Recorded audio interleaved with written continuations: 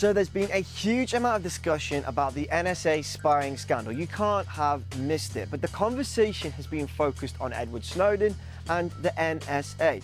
But Edward Snowden didn't actually work for the National Security Agency. He worked for a company called Booz Allen Hamilton, a large private American technology firm. So how can these leaks, which have exposed NSA wrongdoing, come from an employee of a private company?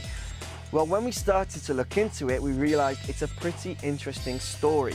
So let's start first with the company themselves. It's been estimated that 99% of their income comes from government contracts. In 2012, they had a revenue of $5.86 billion, but 23% of their contracts come from America's intelligence community, which is made up of 17 different intelligence departments.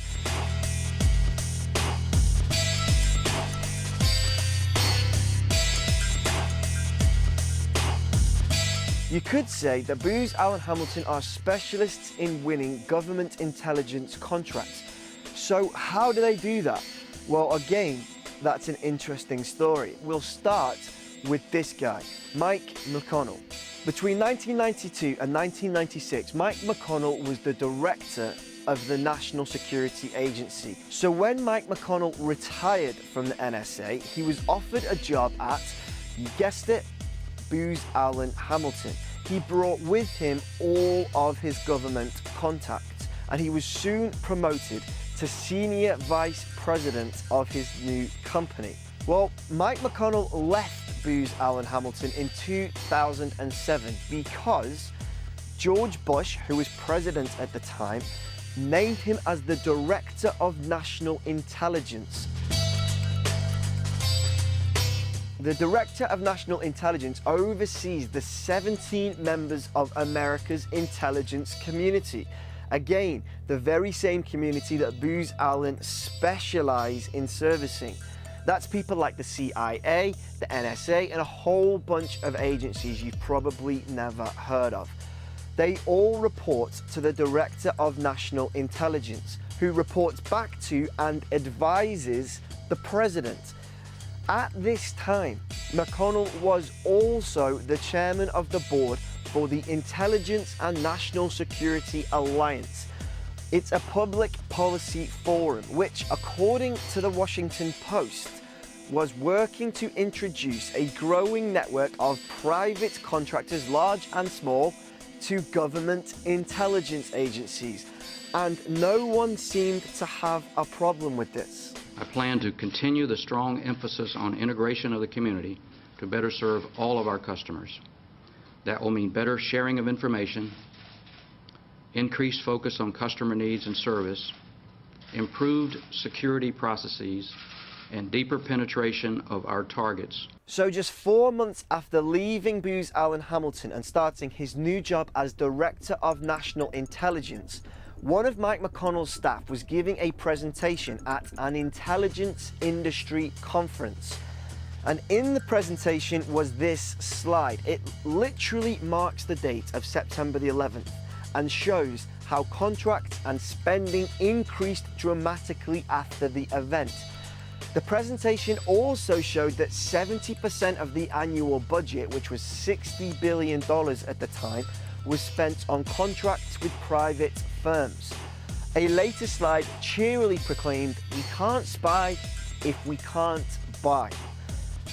Under McConnell, the total intelligence budget of the government, in case you're confused, increased from $63.5 billion in 2007 to $76.2 billion in 2009, after which he left the government and headed straight back to Booz Allen Hamilton, where he is still the vice chairman. Booz Allen Hamilton actually boast on their own website about the influence Mike McConnell had, saying, as the Director of National Intelligence, he managed the expansive National Intelligence Community, an organization of over 100,000 people, and an annual global enterprise budget of over $47 billion, and had extensive interactions with the White House, the President's Cabinet, Congress, international leaders, and the US business community. If you think the story ends there, then you're mistaken. The current director of national intelligence is a guy called James Clapper, and wouldn't you know it, he was previously an executive at Booz Allen Hamilton. He's the guy who sat in front of Congress and said this: Does the NSA collect any type of data at all on millions or hundreds of millions of Americans? No, sir. It does not. Not wittingly. Not wittingly. So the people appointed to the highest positions in the American intelligence agencies go and work in the highest positions of American intelligence industries. Then they go back to government, and then they go back to the American intelligence industry. You have to wonder if these guys are able to set policy whilst they're in government, then exploit that policy financially whilst they're at a private company. And it isn't isolated to these two examples either. James Woolsey used to be the head of the Central Intelligence Agency. He's currently Senior Vice President at Booz Allen Hamilton. Melissa Hathaway is a former executive at Booz Allen Hamilton. She used to work for Mike McConnell during the Bush administration. Richard J. Wilhelm, Executive Vice President of Booz Allen Hamilton. He was formerly Executive Director for Intelligence Community Affairs at the Central Intelligence Agency. But once again, the story does not end here. Booz Allen Hamilton is actually owned outright by a company called the Carlyle Group. And this is where things get even more bizarre. But you'll have to wait for part 2 in this series, which is coming out very soon.